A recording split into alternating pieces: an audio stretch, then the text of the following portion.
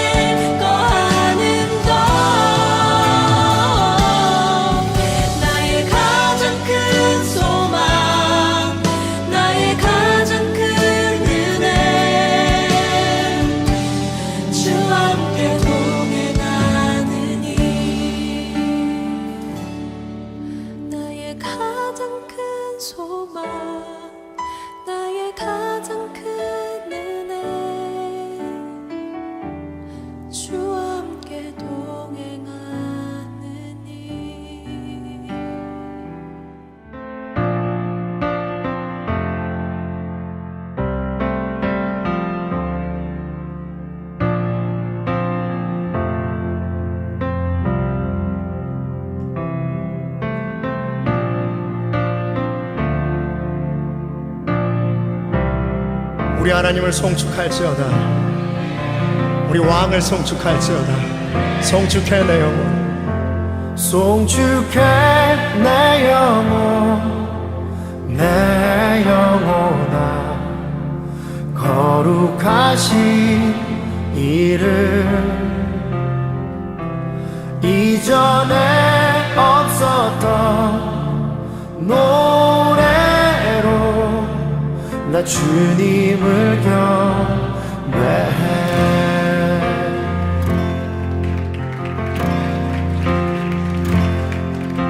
해가 뜨는 새아침 밝았네.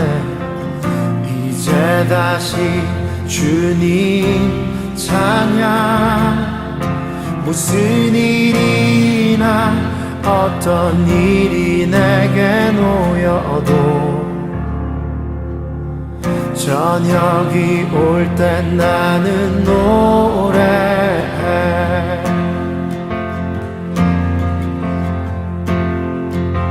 송축해 내 영혼, 내 영혼아. 거룩하신 이름, 이전에 없었던 노래로 나 주님을 경배해. 우리 하나님은 어떠한 분이십니까? 아기를 떠리하시는 주, 그의 크신 사랑 넘치네. 주의 선하심 내가 노래하리. 수많은 이유로 나 노래해. 여호와를 송축할지어다 나 영혼아. 송축해 내 영혼, 내 영혼아. 거룩하신 이름, 이전에 없었던 노래로 나 주님을 경배해. 송축해 내 영혼, 내 영혼아. 거룩하신 이름,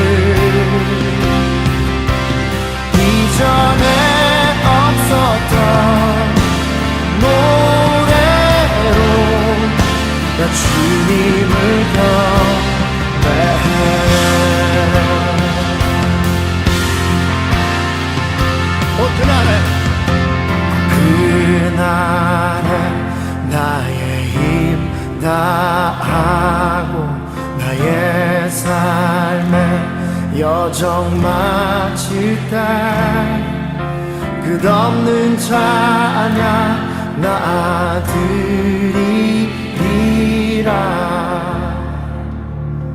수많은 세월 지나 영원히 곧 그날에 나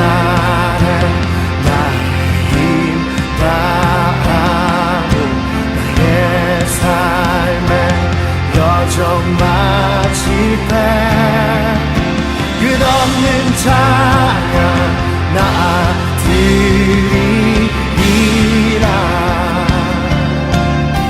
수많은 세월 지나 영원히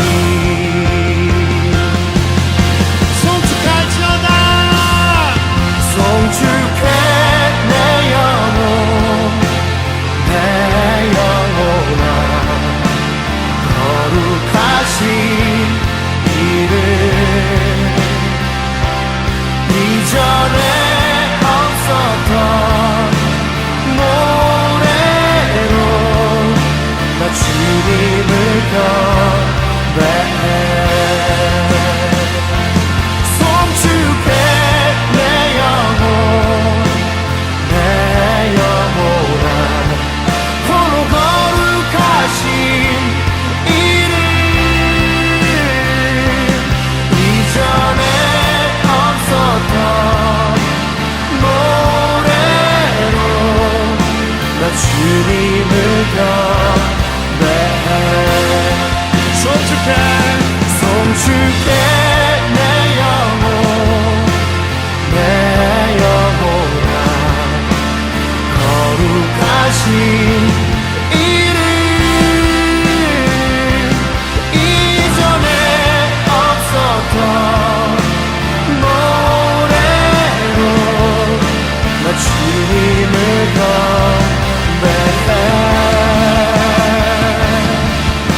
나 주님을 경배해.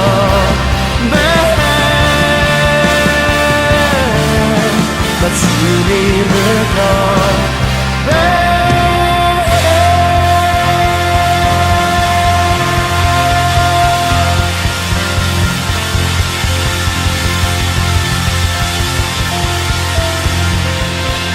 송축할지어다.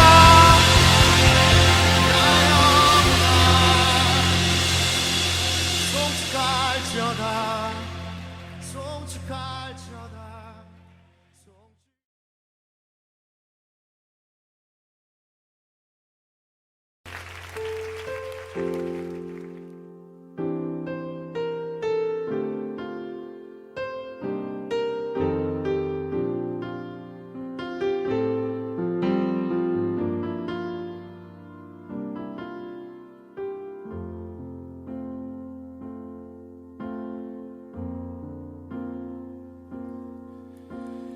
아버지 사랑 내가 노래해. 아버지 은혜 내가 노래해. 그 사랑 변함없으신 거짓 없으신 성실하신 그 사랑 상한 갈 때 꺾지 않으시는 꺼져가는 등불 끄지 않는 그 사랑 변함없으신 거짓 없으신 성실하신 그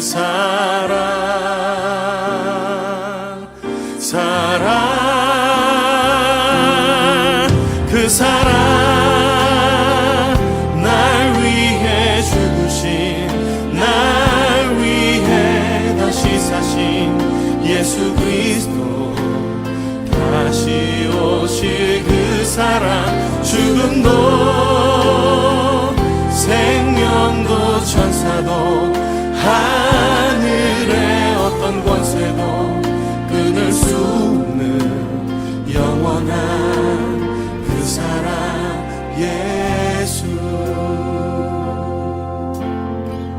아버지 그 사랑을 다시 한번 찬양하길 원합니다.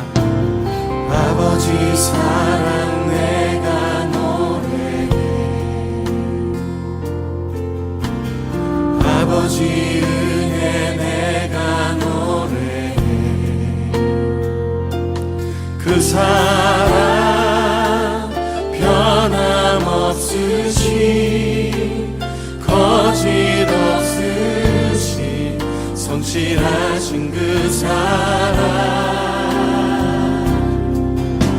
사랑 갈 때 꺾지 않으시니 꺼져가는 등불 끄지 않니 그 사랑 변함없으신 거짓 없으신 성실하신 그 사랑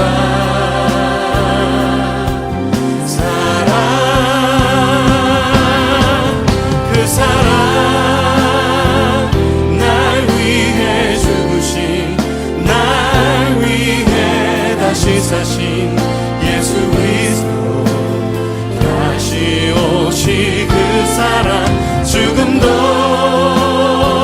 생명도 천사도 하늘의 어떤 권세도 끊을 수 없는 영원한 그 사랑 그 사랑 날 위해 죽으신 날 위해 다시 사신 예수 그리스도 다시 오실 그 사랑 죽음도 생명도 천사도 하나님 하늘의 어떤 권세도 십자가의 사랑으로 우리를 붙드신 주님 영원토록 주님 찬양합니다. 그 사랑 나 위해 죽으신 날 위해 다시 사신 예수 그리스도 아멘 다시 오실 그 사랑 죽음도 생명도 천사도 하늘의 어떤 권세도 끊을 수 없는 영원한 그 사랑 예수 그 사랑 그 사랑 날 위해 죽으신 날 위해 다시 사신 예수 그리스도 다시 오실 그 사랑 죽음도 생명도 천사도 하늘의 어떤 권세도 끊을 수 없는 영원한 그 사랑 예수 영원한 그 사랑 예수 영원한 그 사랑 예수 우리의 진실된 마음으로 하나님 앞에 올려드리는 진정한 신령한 예배가 될 수 있도록 주님께서 축복하여 주시옵소서. 하나님 이 시간도 저희들에게 지혜의 영을 허락하여 주셔서 아버지 목사님께서 말씀을 주실 때 그 말씀을 아버지 깨닫는 은혜를 주시고 저희들이 올려드리는 이 기도에 아버지 향이 하늘 보좌를 올라가서 다시 그 내려오는 응답된 기도가 될 수 있도록 우리의 마음을 우리의 입술을 주장하여 주시옵기를 간절히 원합니다. 이 시간도 저희들이 드리는 예배가 하나님의 성품을 충만하게 하옵소서. 우리 그리스도를 닮아가는 예배가 되게 하시고 아버지 하나님 우리의 인격과 믿음이 성장될 수 있는 예배가 될 수 있도록 우리의 마음속을 주장하여 주옵소서. 지금도 아버지 오른손으로 7별을 붙잡고 7금 촛대 사이로 운행하시면서 사랑하는 성도님들과 교회를 아버지 감독하시는 우리 주님 앞에 이 시간도 간구합니다. 세상의 교회들이 우리 하나님의 본래의 뜻대로 아버지 교회의 사명을 잊어버려 가고 있는 이때에 교회의 사명을 망각해버리고 있는 이때에 우리 교회는 하나님의 뜻이 하늘에서 이루어진 것과 같이 이 땅에도 이루어질 수 있도록 기도하라 하신 우리 예수님의 말씀을 아버지 실행하는 우리 사랑의 교회가 되기를 원합니다. 아버지, 현재 바하여의 이 세대가 이단과 비진리가 만연하는 이때에 저희 교회는 하나님 아버지 근신하여 정신을 차려서 바른 신앙과 바른 믿음으로 하나님 아버지 자미롭게 종교심의 열정을 떠나서 하나님 참 말씀에 우뚝 서서 세상과 짜가지 않고 세상의 아버지 세속가가 되지 않게 하는 교회가 되게 하여 주시옵소서. 세상 따라가는 교회 되지 않게 하옵소서.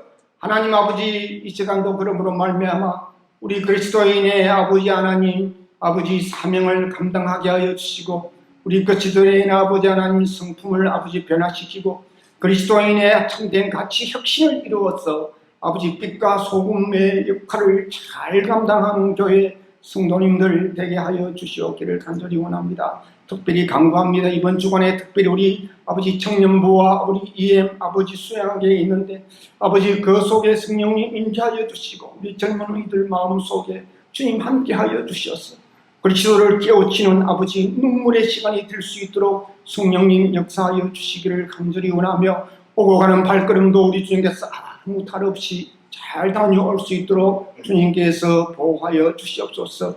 이 시간도 이 시간에 우리 목사님 이 강단에 세우셨사오니 말씀의 능력을 더하여 주셔서 하나님 베드로가 말씀을 전할 때 수천 명이 회개하고 돌아온 것과 같이 바울의 설교로 인하여 세계의 복음화를 감당한 것과 같이 이 시간도 우리 목사님을 통하여서 우리에게 말씀의 역사를 주옵소서. 하나님 아버지, 우리 찬양팀을 비롯해서 예배를 준비하고 예배를 돕는 모든 손길에 우리 하나님 축복하여 주시고 그 일을 인하여서 우리가 주님 앞에 더욱 충성하는 일꾼들이 불현듯이 많이 일어나게 하시고 흰옷 입은 모든 주의 백성들이 이 교회로 몰려오는 역사가 일어나게 하옵소서. 예배의 모든 순서수 모든 것을 주님께서 주관하시고 하늘의 신령한 것으로 채워주시고 성령의 기름을 부어주실 줄 믿사옵고 우리를 항상 지키시고 은혜 주시는 예수 그리스도 이름 받들어 기도드리옵나이다. 아멘. 자, 이제 우리 함께요 하나님의 말씀을 같이 보도록 하겠습니다. 오늘 말씀은 요한계시록 우리가 9장 이제 이어서 보도록 하겠습니다. 요한계시록 9장 13절부터 21절의 말씀입니다. 함께 한 절씩 저와 여러분들 교독하도록 하겠습니다. 13절 제가 먼저 읽습니다. 여섯째 천사가 나팔을 불었습니다. 나는 하나님 앞에 있는 금제단에 네 뿔에서 흘려나오는 음성을 들었습니다. 그것은 나팔을 가진 여섯째 천사에게 큰 유브라테스에 매여 있는 네 천사를 풀어놓아 주어라 하는 음성이었습니다. 그래서 그 네 천사가 풀려났습니다. 그들은 사람의 3분의 1을 죽이기 위하여 그 해, 그 달, 그날, 그때에 맞추어 예비된 이들입니다. 내가 들은 바로는 그 천사들이 거느린 기마대의 수는 2억이나 된다는 것입니다. 나는 이러한 환상 가운데서 말들과 그 위에 탄 사람들을 보았는데 사람들은 화홍색과 청색과 유황색 가슴마기를 둘렀고 말들은 머리가 사자의 머리와 같으며 입에서는 불과 연기와 유황을 내뿜고 있었습니다. 그 입에서 나오는 불과 연기와 유황 이 세 가지 재앙으로 사람의 3분의 1이 죽임을 당하였습니다. 그 말들의 힘은 입과 꼬리에 있는데 꼬리는 뱀과 같고 또 꼬리에 머리가 달려 있어서 그 머리로 사람을 해쳤습니다.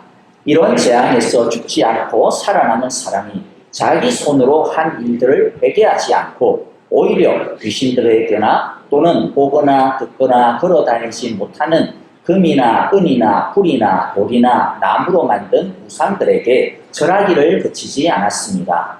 그들은 또한 살인과 점치는 일과 음행과 도둑질을 회개하지 않았습니다. 네.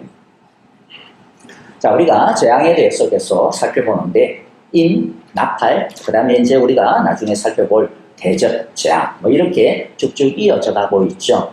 자, 그 재앙은 점점 더 강도와 이 정도가 더욱더 심해져 가고 있다라고 하는 것을 우리가 말씀들을 통해서 이제 보게 되어집니다.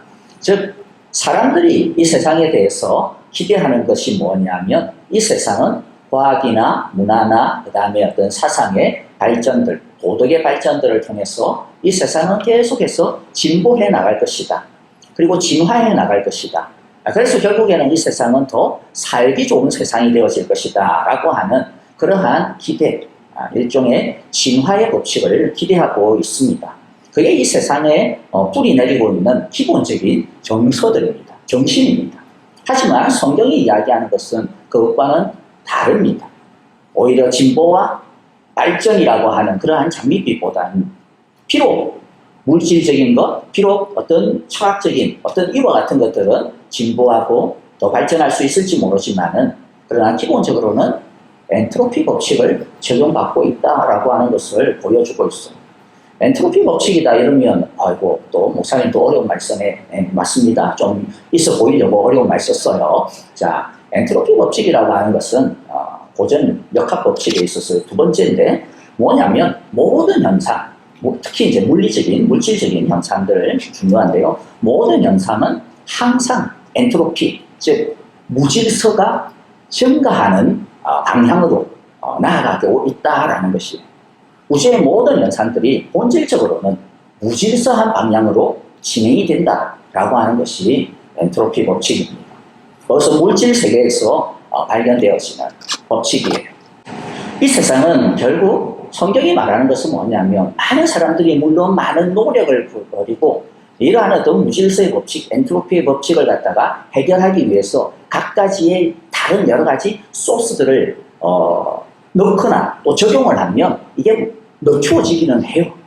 늦추어집니다. 하지만 그것을 궁극적으로 없앨 수는 없어요. 결국에는 차츰차츰 전체적으로 무질서, 파괴가 증가되어지는 방향으로 이 세상이 나아가고 있다라고 보는 것이죠. 성경은 우리에게 어떻게 보면 제가 이러한 어떤 과학적인 법칙을 가지고 설명을 했지만은 요한계시록에서 등장하는 일종의 법칙은 바로 그런 거예요. 이 세상이 결국에는 인의 법칙, 나팔의 재앙, 그 다음에 대접의 재앙, 점점 가면 갈수록 결국에는 이 세상은 파괴를 향하였어. 그런데 그게 나중에는 파괴가 아니죠. 하나님께서 이 세상을 새롭게 새하늘과 새 땅으로 바꾸시고 사람들은 이 세상을 끊임없이 무질서함과 파괴로 끌고 가지만은 하나님께서는 그 무질서함과 파괴를 도리어 새로움의 법칙으로, 새로움의 기회로 삼으신다라고 하는 것이 요한계시록에 담겨져 있는 중요한 메시지입니다. 그렇기 때문에 우리가 오늘도 보니까 유프라테스가 확 열려지면서 막 2억이나 되는 이상한 말들이 튀어나오고 무서운 뭔가 두려운 장면들이죠. 그런데 이와 같은 계시록에서 나오는 말씀들은 우리에게 단순하게 두려움이라든지 아니면 협박을 주려고 하는 용도가 아니라는 거예요. 오히려 우리로 하여금 경각심을 주게 하고 오히려 우리로 하여금 이 세상을 바로 보게 하고 다 잘 되고 있으니까 다 잘 될 것 같이 느껴지지만 하지만 우리가 조금만 정신을 차리고 조금만 눈을 떠서 보면 지금도 이 세상이 얼마나 무질서함과 파괴와 혼돈 가운데서 그리고 또 그것을 향해서 나아가고 있는지 우리 너무나도 잘 보고 있잖아요. 그렇죠? 경각심을 주기 위해서죠. 또 요한계시록을 보면 또 하나하나의 인이나 나팔들이 이제 부러지게 될 때 어떤 사건들이 탁탁 나옵니다.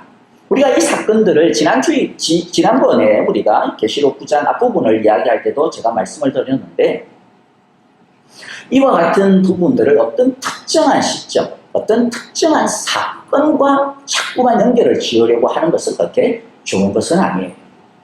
왜냐하면 이 모든 것들은 결국에는 종말의 시대 속에서 일어나는 연속적인 사건들이라고 보는 것이 훨씬 더 맞습니다.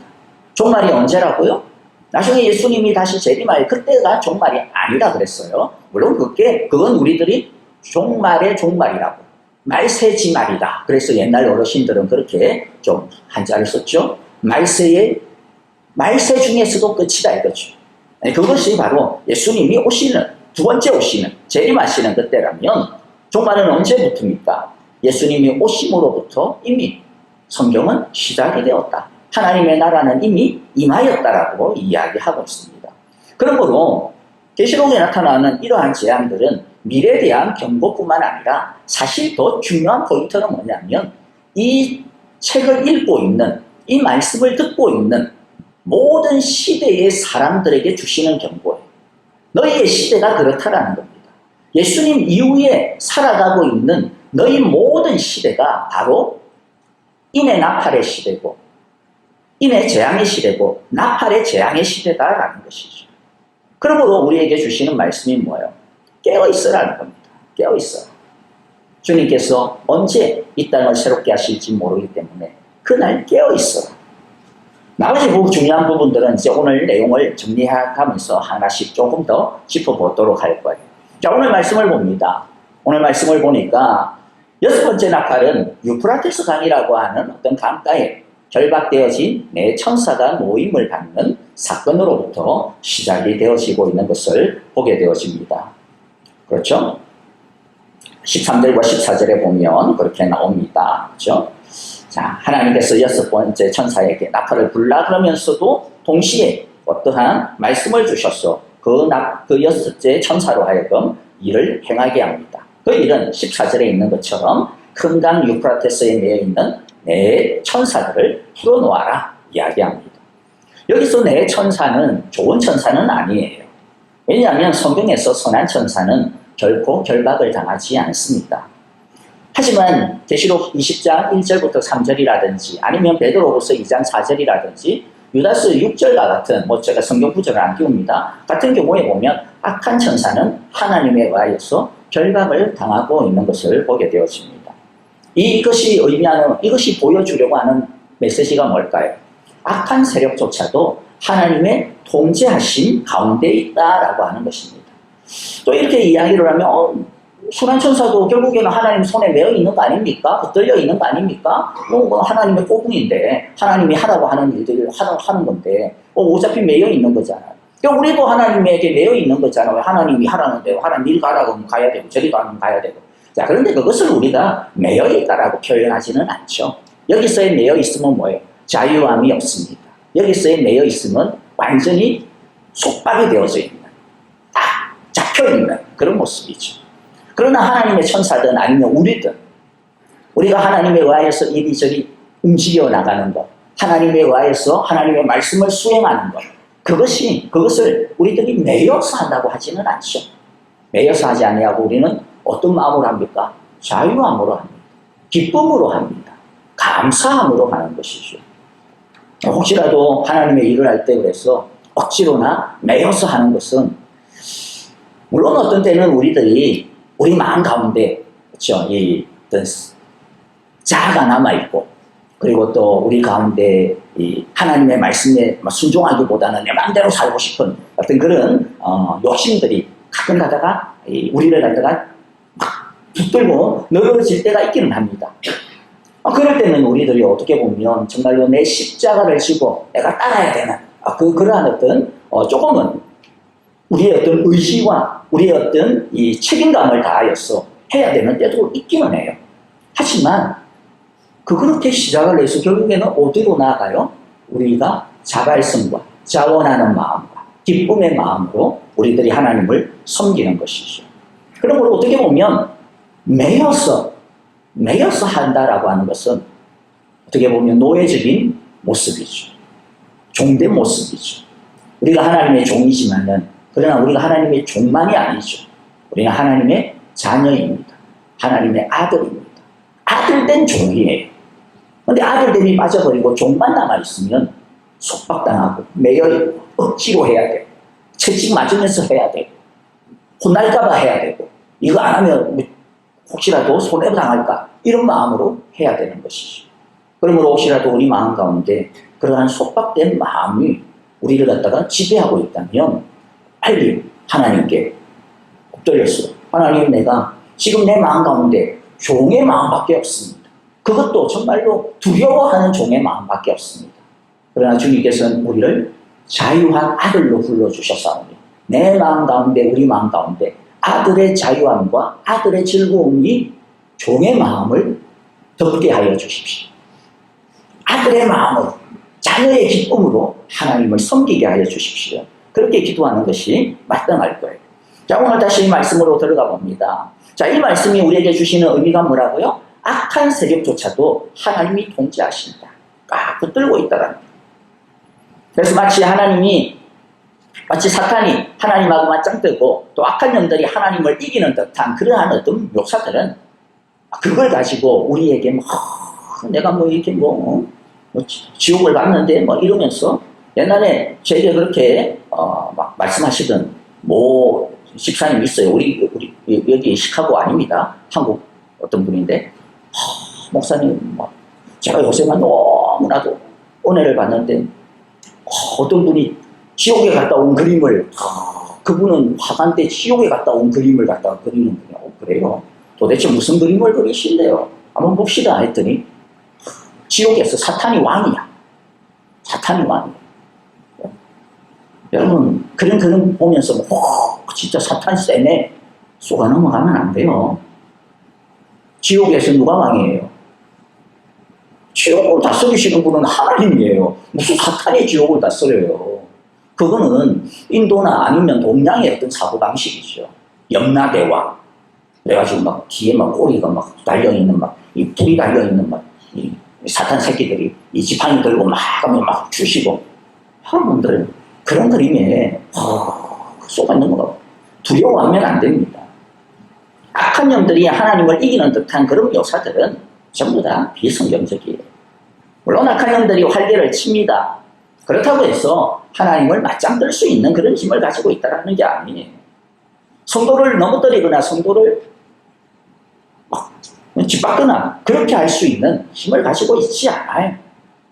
그것조차도 욥기에 보면 누구의 힘 속에서? 하나님의 힘 속에서 제어를 받고 있는 거예요. 그래서 우리들은 악한 영들을 두려워할 필요가 없습니다. 우리가 요한계시록을 보면서도 두려워하지 말라라는 거예요. 사실 요한계시록이 우리에게 주시는 메시지는 많은 사람들이 이걸 보면서 겁을 내요. 두려워해요. 이거 마침 환난 때 우리가 어떻게 될까? 두려워하라고 주시는 말씀이 아니라 이 환난은 너희와 상관없다라고 하는 말씀을 주시는 거예요. 물론 우리들도 옛날에 이스라엘 백성들이 이집트 땅에서 10가지의 재앙을 당할 때 처음부터 몇 가지는 같이 당했어요. 그것처럼 당하는 때도 있어요. 하지만 그것이 우리를 넘어뜨리지 못한다라는 거죠. 악의 세력은 제한적이라고 하는 것을 오늘 말씀이 우리에게 가르쳐주고 있다라고 하는 것을 우리가 꼭 기억하기를 바랍니다. 자, 어쨌든 유브라데스 강에서 결박된 네 천사가 모임을 받아요. 왜 모임을 받습니까? 15절에 보니까 그 해, 그 달, 그날, 그때에 맞추어 예비되었다. 자, 먼저 도대체 왜 큰 강 유프라테스가 여기에 튀어나오느냐? 이 유프라테스의 의미가 뭐냐라고 하는 것에 대해서 우리가 좀 살펴봐야 됩니다. 어떤 사람들은 특별히 20세기 이후에 들었으면서부터 이 중동 정세와 연결을 시켜가지고 세계 마지막 종말 전쟁은 이 유프라테스가 즉 중동 지역에서 일어나게 될 것이다. 그러면서 이 중동에서 일어나는 정세를 우리가 면밀히 살펴봐야 됩니다. 그러는데 물론 그런 가능성이 전혀 없는 건 아니에요. 그런 가능성을 배제할 수 있는 것은 아닙니다. 하지만 사실 여기서 이야기하는 전쟁의 재앙은 어디서든 일어날 수 있는 거예요. 유프라테스라고 하는 의미는 여기서 진짜 그 유프라테스에서 무조건 일어난다라고 하는 것을 의미하지 않습니다. 아까도 이야기했죠. 이 나팔의 재앙, 6번째 나팔의 재앙은 언제 일어난다고요? 하나님의 나라가 시작된, 하나님의 나라가 이 땅에 임한, 예수님으로부터 이 땅 가운데 임한 그 시점부터 계속 일어나는 이야기들을 이야기합니다. 그러니까 무조건 유프라테스 강을 중심으로 중동 전쟁이 종말 전쟁일 거라고 단언하는 것은 사실 좀 그래요. 그러면 유프라테스의 의미가 도대체 뭘까요? 왜 여기서 큰 강 유프라테스를 이야기할까요?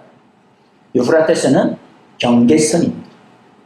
성경적으로 보면 어떤 경계선입니까? 유프라테스는 하나님께서 약속의 땅을 이스라엘에게 주셨을 때 북쪽의 경계선이에요. 거기가 약속의 땅의 경계선. 그리고 언제나 하나님께서 예를 들어 에스겔이라든지 예레미야라든지 마찬가지입니다만은 하나님의 심판이 임할 때 어디로부터 오느냐면 북쪽으로부터 와요. 북쪽으로부터 말을 탄 민족들이. 실질적으로 이스라엘이 망한 북이스라엘도 그렇고 남유다도 그렇고 그들이 망한 나라는 북쪽에 이 유프라테스 강을 건너 있는 아시리아와 바벨론에 의해서 멸망을 당하기도 합니다. 그러니까 성경적으로는 약속의 땅의 북쪽 경계선, 즉 하나님 나라의 너머에 있는 그 하나님 나라와 어떻게 보면 세상의 나라를 가르는 경계선이 유프라테스 라인입니다. 뿐만 아니라 요한계시록 기록 당시에도 역사적으로 이 유프라테스라고 하는 이 라인은 굉장히 중요한 정선입니다. 항상 거대한 전쟁은 여기서 일어나요. 물론 게르만 민족이라고 하는 민족이 있었지만 그러나 게르만은 통합되어진 통일 제국은 아니었거든. 나라는 아니었거든. 그냥 흩어져 있는 민족들을 그냥 가서 각계 격파하면서 이겨서 싸우면 이기면 돼요. 그래서 사실 이 시저 시대에 게르만이 한번 통합되려고 했지만은 시저에 의해서 결국에는 다 파괴가 되었습니다. 그 이후로는 게르만 민족은 그렇게 큰 위협은 되지는 않았어요. 오히려 게르만 민족이 로마에 동화되어져 가고 있었습니다. 하지만 이 유프라테스 경계선 동쪽, 북쪽에 있는 파르티아라고 하는 제국은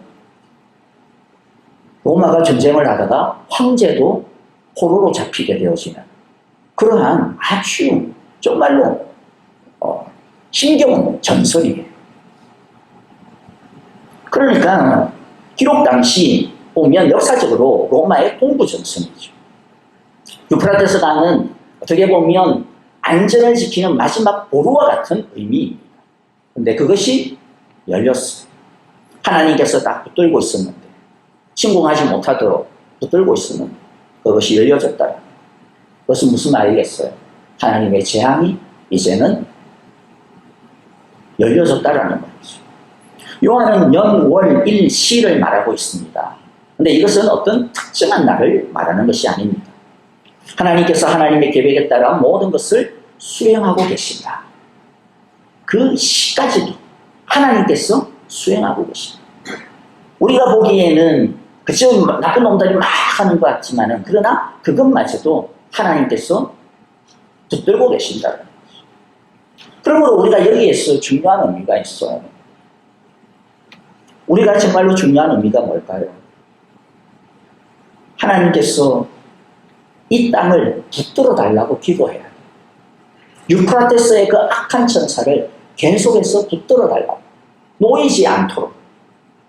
언제 놓입니까? 나중에 보면 우리는 20절, 21절에 보면 이러한 재앙의 이유가 나옵니다. 이 재앙의 이유가 뭐예요?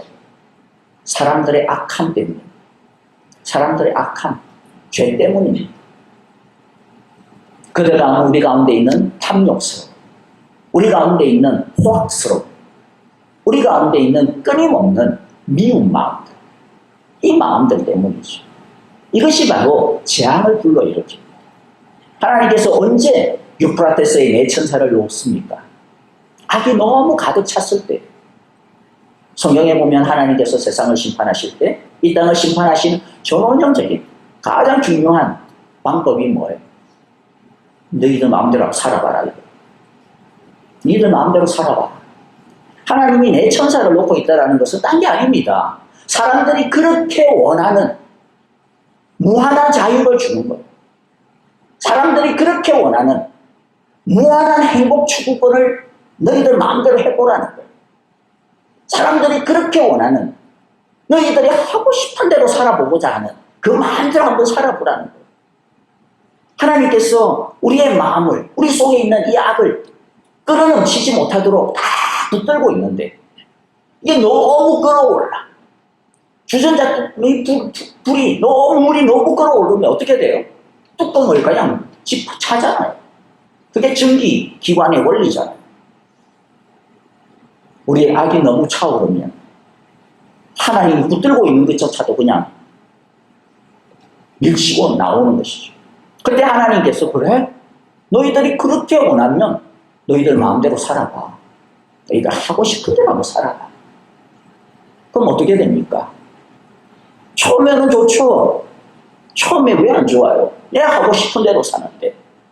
그런데 나만 하고 싶은 대로 살아야 되는데, 나만 하고 싶은 대로 살면 난 너무 좋아요. 근데 누구도 하고 싶은 대로 살아요? 옆에 있는 사람들. 여러분 집에서 남편과 아내가 두 사람 다 자기 하고 싶은 대로 한번 살아본다고 생각해 보세요. 어떻게 될까요? 그게 진짜 행복이 끌어넘치는 자리가 될까요? 아닐 겁니다. 지옥이 될 거예요, 지옥이. 왜? 자신의 욕망만 남기 때문에 그렇죠. 그러니까 다른 사람은 뭐가 됩니까? 철저하게 내가 짓밟아야 되는 대상이 되는 거예요. 철저하게 나의 행복을 위해서 소용되어져야 되는 그냥 하나의 땔감이 되는 것이죠. 근데 서로가 서로를 향해서 그렇게 쳐다보고 살아가고 있으니 그게 무슨 행복이 있겠어요? 그러면 오늘 우리들이 이 말씀을 보면서 기도해야 되는 게 그거예요. 깨어 있어야 되는 거예요. 하나님, 내 안에 악이 끌어넘치지 않게 붙들어 주세요. 이 땅에 악이 끌어넘치지 않도록 붙들어 주세요. 이 나라의 악이 끌어넘치지 않도록 붙들어 주십시오. 이 세상의 나라의 악들이 끌어넘치지 아니하도록 붙들어 주십시오. 그렇지 않으면 여러분 푸틴의 욕심이 끌어넘치면 어떻게 됩니까? 전쟁이 일어나는 거죠. 시진핑의 욕심이 끌어넘치면 어떻게 될까요? 또 다른 곳에서 전쟁이 일어나겠죠. 김정은의 욕심이 끌어넘치면 어떻게 될까요? 대한민국은 쑥대밭이 되겠죠. 미국의 욕심이 끌어넘치면 어떻게 될까요?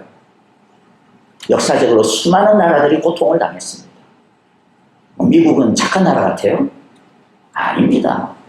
미국에 의해서 얼마나 수많은 나라들이 고통당하고 깨어지고 분열하고 서로 동족끼리 상잔을 한 이유들, 경우들이 얼마나 많은데 미국은 평화의 옷으로 덮었거든요. 우리 안에 좋은 모습, 꽉한 모습이 이렇게 있어요. 그런데 우리의 악이 끌어넘치지 못하도록 하나님이 계속 막아주시고 그때마다 막아주시지 않으면 결국에는 유프라테스가 열리는 겁니다. 유프라테스가 꼭 나라만의 문제가 아니죠. 우리 가정도 마찬가지예요.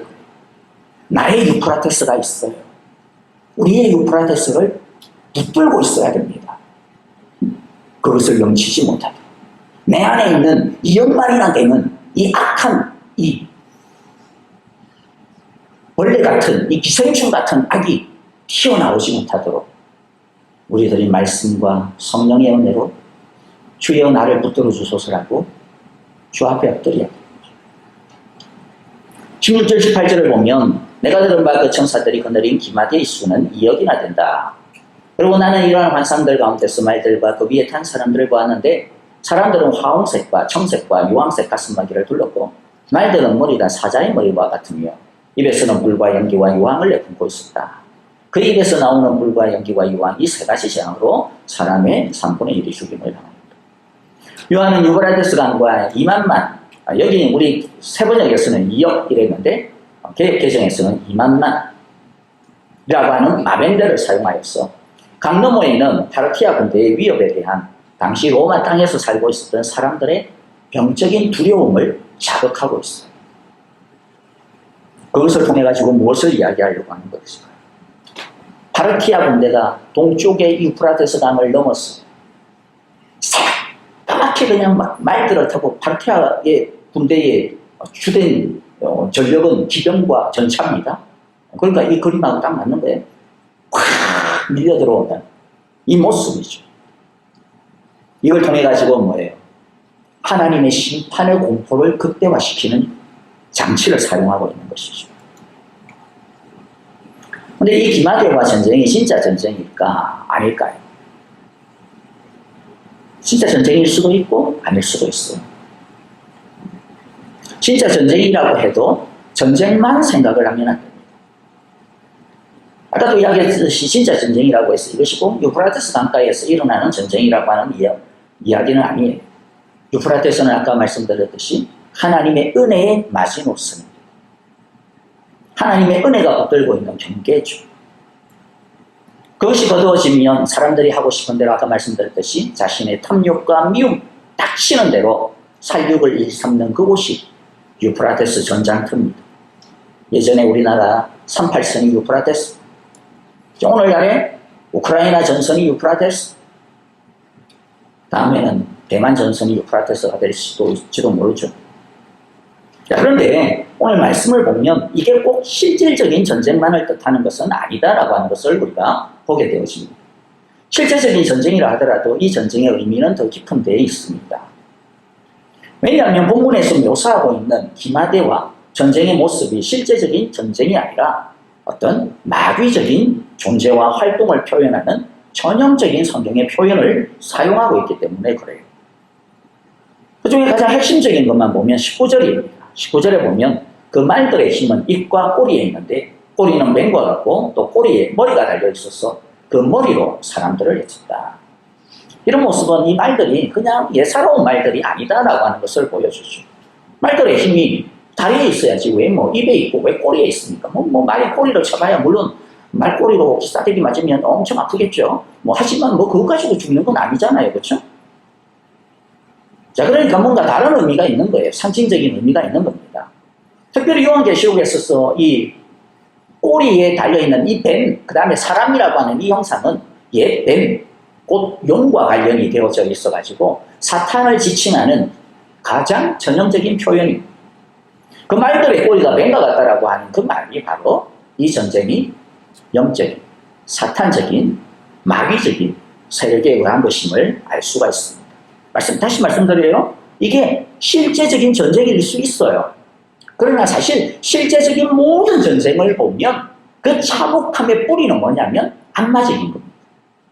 전쟁이 일어나는 그 근본을 보세요. 그 근본은 뭡니까? 미움입니다. 저 민족은 내가 다 썰어버려야 되겠다. 그래서 인종 청소가 나오는 거 아니에요. 그 마음 가운데 뭐가 있어요? 극단적인 미움이죠. 극단적인 이기심입니다. 우리 민족만 잘 살아야지. 저것들 때문에 우리가 이때까지 피해를 당했어라고 하는 극단적인 경쟁심이죠. 사유와 탐욕 같은 이 모든 것들이 결국에는 전쟁의 뿌리입니다. 전쟁의 밑바닥에 깔려있는 것이죠. 전쟁의 진짜 무기는 다른 게 있지 않아요. 전쟁을 일으키려면 뭐부터 해야 됩니까? 사람들의 마음을 움직여야 돼요. 사람들 마음 움직이지 않고 전쟁 못합니다. 푸틴이 전쟁을 할 수 있는 이유가 뭘까요? 어쨌든 러시아 사람들이 푸틴을 갖다 지지하고 있거든요. 어쨌든 이 전쟁이, 우크라이나 전쟁이 지금 못된 제2의 나치와 제2의 이 테러들과 우리가 싸우는 거라고. 이거 못하면 우리가 죽는 거라고. 사람들이 그렇게 믿거든요. 그러니까 하는 겁니다. 마음이 깔려있는 거죠. 히틀러가 어떻게 그렇게 무자비한 전쟁을 벌일 수 있어요? 그 당시에 대부분의 독일의 사람들이 전부 히틀러의 말에 세뇌를 당했거든요. 물론 그 중에 아주 0.0001% 정도의 사람만 겨우 히틀러의 본색을 보았어. 그러나 나머지 99.99%는 전부 히틀러와 동일한 마음이었어요. 전쟁의 진짜 힘은 그래서 어디에 뭐예요? 정신에 있다라고 이야기하잖아요. 마음에 있다라고 이야기하죠. 자기 나라의 마음을 갖다가 하나로 모으는 것도 중요하지만 적진에 들어가가지고 사람들의 마음을 흐트러버리는 거. 간첩들이 하는 거잖아요. 이거는 오늘날뿐만 아니라 손자병법에도 나와요. 그 정도로 중요하다는 거죠. 전쟁의 진짜 무기는 바로 악마적인 마음에 있다. 그러므로 여러분들, 우리들이 깨어있지 못하면 엉뚱한 소리에 해 하고 그냥 가는 겁니다. 교회가 중요한 이유가 뭘까요? 교회가 깨어있어야 되는 이유가 뭘까요? 바로 이 악마적인 소리에, 이 악마적인 마음에 휩쓸리지 아니하는 마지막 보루인 거예요. 교회가 깨어있지 않으면, 아까도 말씀드렸지만 2차 대전 때 독일의 교회들, 무수한 교회들이 얼마나 많았는데요. 하지만 대부분의 교회들이 히틀러를 숭상하고 히틀러를 찬양하고, 그럴 때 결국 교회는 아무 힘이 없었습니다. 도리어 교회가 그 침략을, 그 전쟁을 지지하고 응원하고 사람들의 마음을 현혹시키고. 여러분, 이 땅을 그러므로 정말로 어쩌면 이 땅의 유프라테스의 이 라인의 마지노선은 무엇일까요? 바로 저와 여러분들입니다. 저와 여러분들, 우리들입니다.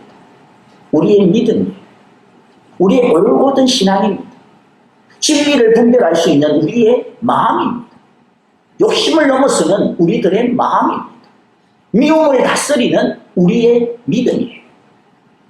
우리 한 사람 한 사람들이 내가 작게 옆에 있는 한 사람을 미워하지 아니하고 용서할 줄 알고 용납할 줄 알고, 그런 마음이 사실은 뭘까요? 유프라테스의 마지노선이에요. 열려지지 아니하도록 딱 붙들고 있는 그 은혜의 선입니다.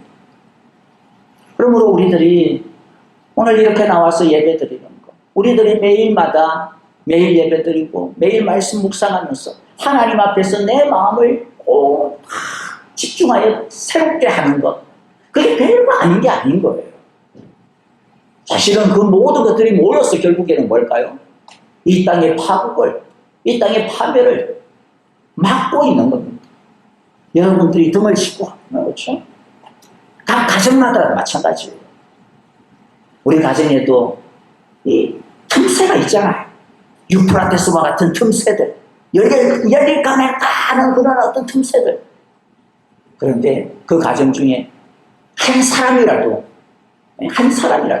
차마 못해가지고 막 이 막내 꼬맹이라도 믿음으로 딱 붙들고 서 있으면 그 가정이 그래도 든든하게 버텨내는 겁니다. 근데 오늘날 보면 우리 믿는 사람들 마음 가운데도 이 꼬리와 같은, 이 뱀의 꼬리와 같은 마음들이 참 많은 것 같아요. 조금의 불편도 계산을 하고, 아내와 남편 사이에서도 계산을 하고, 부모와 자식들 사이에서도 계산을 하고. 세상의 마음이잖아요. 내가 손해보면 안 된다라고 하는. 나를 물러보나. 이게 이 세상을 살아가는 기본적인 우리들의 문매 아니에요? 저놈이 지금 나를 물러보나. 나를 어떻게 물어보길래 저렇게 안 되겠네. 내가 살아있다는 걸 한번 보여줘야지 하면서 막 한번 집 박아버리고, 물론 이렇게 악에 대해서는 집 박아버려야 될 때도 있어요. 근데 우리들의 마음 가운데 너무 계산만 남아있어. 비교만 남아있고, 경쟁만 남아있고, 타격감만 남아있고. 여러분, 정말로 우리들이 다시 말씀드리지만 우리가 믿음으로 서 있는 것, 내가 하나님의 사랑 가운데 서 있는 것, 내가 은혜 가운데 서 있는 것, 내가 성령 충만한 것, 그것이 우리 집에 유프라테스가 열려지지 않도록 막고 있는 최고의 보루다. 이 땅을 갖다가 이 땅의 파멸을 막고 있는 최후의 보루다라고 하는 것을 우리가 꼭 기억할 수 있기를 바랍니다. 여러분, 여기 보면 5번째 재앙도 그렇고 여기서 6번째 재앙도 그렇고, 역시 사탄은 자기에게 속한 사람들을 괴롭힙니다. 하나님의 심판의 맥락에서 하나님의 백성들이 사탄에게 괴롭힘을 받는다라고 말하는 것은 성경 어디에도 없습니다. 우리 이렇게 이야기하면 우리가 여러 가지 욕심이나 어려움 때문에 사탄의 시험도 당하고 사탄의 어떤 여러 가지 또 괴로움도 당하는데요. 맞아요. 그러한 어떤 어려움들이 있죠. 하지만 제가 말씀드리는 것은 하나님의 심판의 맥락에서 사탄이 우리를 괴롭힌다고 할지라도 우리를 망하게 할 수는 없거든요. 도리어 하나님께서는 고통당하는 우리를 보호하시고 도우십니다. 다 지켜보고 계십니다. 도리어 사탄의 그러한 고통과 고난을 통해서 하나님은 우리를 어떻게 해요? 연단시키십니다. 시련과 고통, 아픔이 있지만 그것이 하나님의 자녀에게 있어서는 심판으로 가는 길이 아니라 연단으로 가는 길이라는 거예요. 불순물을 제거하듯이 용광로에서 불순물들이 모두 녹아지고 또 대장장이가 두들겼어 날카로운 칼을 만들듯이 하나님은 우리가 불같은 고난과 시련을 통해 가지고 전번같이 변화되게 하시고 날카로운 칼로 재탄생되게 도우시고 사탄의 고통과 고난이 있지만은 이게 우리의 현실이기는 하지만 그러나 그것은 절대로 우리를 망하게 하는 심판의 도구가 아니다라고 하는 것을 우리가 꼭 기억하기를 바랍니다. 진짜 믿음의 사람은 욥의 고백처럼 이것은 나를 정금같이 하려고 하는 하나님의 기회가 되어질 수 있구나 라고 하는 것을 우리가 믿음으로 고백할 수 있기를 바랍니다. 왜 하나님 없는 사람은 사탄에게 고통을 당합니까? 자기 편인데. 아까도 말씀드렸죠. 사탄의 나라의 근본 정신은 뭐라고요? 자기 사랑입니다. 자기밖에 모르는 자기 사랑입니다. 끝없이 자기를 확장하도록 부추기죠. 처음에는 좋아 보이고 처음에는 하고 싶은 대로 하니까 정말 행복한 것 같지만 결국에는 고슴도 지두마리가 서로 껴안고 있는 모양새와 똑같아요. 오늘 말씀을 정리합니다. 여러분 오늘 말씀의 가장 중요한 부분은 21절입니다. 21절에 보면 그들은 또한 살인과 점치는 일과 음행과 거짓을 회개하지 않았습니다. 이러한 재앙이 있음에도 불구하고 이러한 재난을 우리가 사실 이 땅에서 얼마나 당합니까? 유프라테스의 이 사건 다시 말씀드리지만 어떤 특정한 사건 아니라 그랬어요. 예수님 이후에 이 땅 가운데 있는 모든 전쟁과 모든 재난들이 다 여기에 해당되어집니다. 다 열려진 유프라테스의 사건들이에요. 그러나 우리들이 그것을 보면서 잠깐의 깨달음은 있는데 우리가 그것 가지고 회개하지 않아요. 돌이키지 않아요. 21절은 하나님께서 이 세상을 왜 심판하시는지에 대한 그 심판의 정당성을 부여할 뿐만 아니라 우리들의 모습을 경고하고 있습니다. 여러분 우크라이나의 사태를 보면서 저건 우리하고 상관없습니까? 대만의 위기를 보면서 그거 우리하고 무슨 상관이 있겠어? 대한민국의 위기를 때때로 보면서 우리는 이제 이미 왔는데 동부와 서부에서 벌어지고 있는 각각의 기상의 재난들 우리 시카고는 기상이변이 있고 난 다음에 또 살기가 좋아졌어. 여러분 다들 그렇게 느끼시죠? 시카고는 더 살기 좋아졌어요. 그냥 겨울에 눈이 오기를 합니까?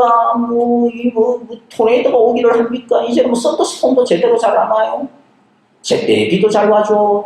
아이고 정말로 시카고 살기 좋아졌어요. 세금만 빼고. 여러분 그러면서 이거 나하고 상관없다고 생각하시면 안 됩니다. 하나님께서 어디에서 유프라테스의 라인을 열어볼지 몰라요. 하나님께서 이와 같은 재앙을 우리에게 주시는 이유가 뭐예요? 깨달으라는 겁니다. 우리 속에 있는 탐욕과 미움, 이 땅을 향한 끊임없는 집착과 욕심, 그것의 종결적인 파국이 무엇인지를 보라는 것이죠. 그리고 하나님 앞에서 이 땅의 것만을 바라보며 살아가지 말고 하나님의 나라와 의를 바라보며 살아가라고 오늘 우리에게 주시는 말씀입니다. 그러므로 오늘 이 말씀을 보면서요, 여러분 하나님의 자녀에게는 은혜가 있습니다. 붙들어 주시는 은혜가 있습니다.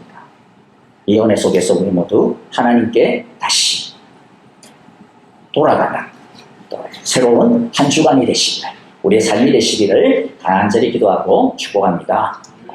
하나님 아버지 감사합니다. 오늘의 말씀들 우리 마음 가운데 참으로 깊이 새겨지는 시간이 되어진 줄을 믿습니다. 하나님 아버지, 우리들이 이 세상을 지키는 유프라테스와 같은 마지막 보루라고 하는 것을 항상 기억하게 하여 주옵소서. 나의 믿음이 내가 주님 앞에서 바로 서 있는 것이, 내가 하나님의 말씀 통하여서 내 안의 욕심과 내 안의 미움과 내 안의 갈등과 내 안의 탐욕을 제어하는 것이, 성령을 따라 살아가는 것이 내 가정을 지키고 내 집안을 지키고 우리의 교회를 지키며 이 땅을 지키고 이 나라를 지키고 이 민족을 지키며 세상을 지키는 것임을 우리 모두가 다시 한 번 더 깊이 깨닫고 주님 오늘 말씀처럼 정말로 우리 가운데 일어나고 있는 각양의 사건들을 바라보면서 우리들이 그 말씀 보며 이 세상 쫓지 아니하고 우리의 눈을 들어 하나님의 나라와 하나님의 의를 향하게 하여 주시옵소서. 회개하는 자들이 되게 하여 주시고 주께 더욱더 가까이 나아가는 자들 되게 하여 주옵소서. 오늘 말씀 통하여 하나님이 우리를 얼마나 붙들고 계시는지 우리를 얼마나 지키시고 계시는지 다시 한 번 더 확인시켜 주심을 감사합니다. 이 말씀 붙들고 이 한 주간도 믿음으로 승리하는 우리 모두 되게 하옵소서. 예수님 이름으로 기도합니다. 이제는 우리 주 예수 그리스도의 크신 은혜와 하나님 아버지의 귀하신 사랑하심과 성령님의 인도하시며 우리와 늘 함께 하시고 환난 가운데서도 늘 평안함을 주시는 이 놀라우시는 종, 이제 비록 유프라테스 전쟁터와 같은 이 세상을 살아가고 있지만 그러나 하나님께서 우리를 붙들고 있음을 믿고 하나님이 내 안의 죄악을 붙들고 통제하고 있음을 믿고 주여 나를 붙들어 주소서.